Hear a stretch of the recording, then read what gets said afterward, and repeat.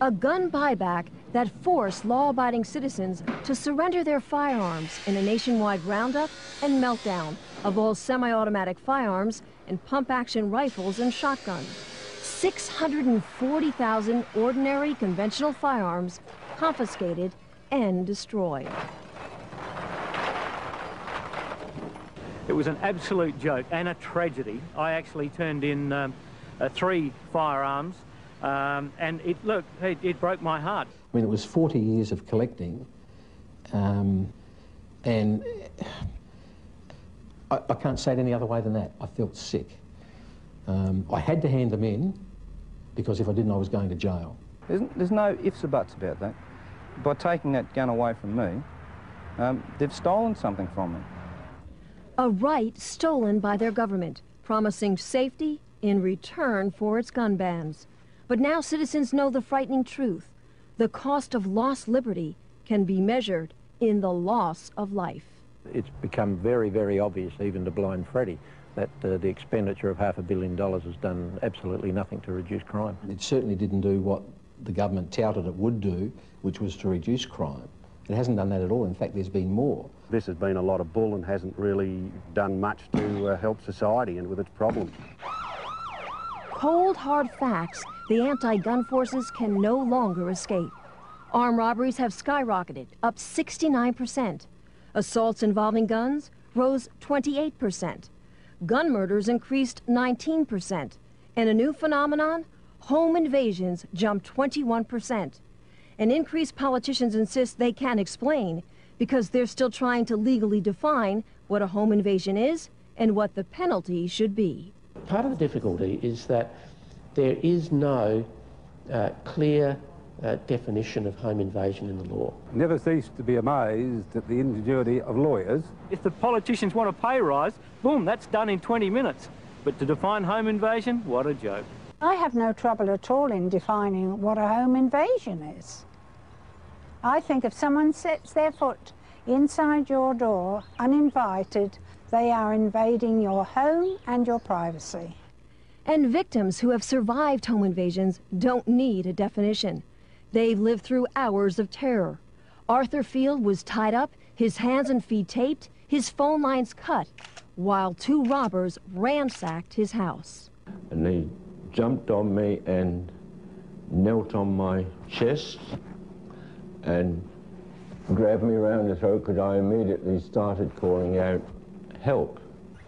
I don't know how many men, they start smashing the windows. There was a lot of glass shattering, a lot of noise outside, and I stood in the kitchen, I was trembling. The Zawadzkis remember thugs running through their home, demanding money and threatening to kill them.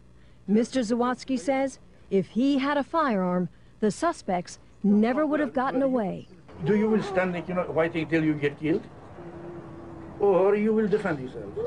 Tell me true, you will defend yourself. Scars that never heal, citizens left powerless. But it's criminals who have been empowered and emboldened by the new gun laws because the innocent can't fight back. What's happening today is that the offender, the bad guys, are happy to break into somebody's house. They're not frightened to break into somebody's house while they're at home. Citizens denied the right to protect themselves by a justice system that won't. Well, my opinion of the legal system here is it's absolutely weak. Weak as water. I mean, it's because they've just got no backbone. That the sentencing for various crimes is just pathetic. And police who can't. They're undermanned and morale has never been lower. It's very bad at the moment. It's never been worse.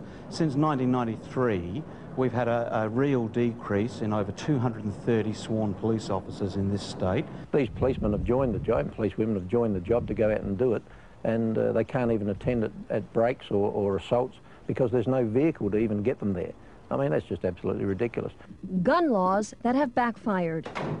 And Australians who have been forced to hide behind bars and deadbolts. Some are even installing extensive security systems because the firearms they still own that haven't been banned have to be locked up, unloaded, and unavailable. I mean, get real. If I have someone break in here, I've got to go get the bolt, get the rifle, find the ammunition somewhere else, put it all together, and then defend myself if this other person's got a firearm that's going to threaten my life. No way, it doesn't bloody add up. A political fraud, gun bans that haven't made a difference, and gun owners now struggling to stop a growing momentum against them. The people pushing the removal of guns from the Australian society are already saying that's only the first step. Publicly, that's only the first step. Now we want the handguns, we want every other firearm. They're warning to Americans, don't think it can't happen to you. It can, and it already is. Unless you, as a firearms owner, get off your butt now and start to oppose those that want to take them off of you right here and now, I would say that within 5 to 10 years, the restrictions on gun owners in America will be similar to what happens in Australia. Don't trust your politicians. Get in there, keep on their backs. Be a member of the NRA, be a member of your local gun club.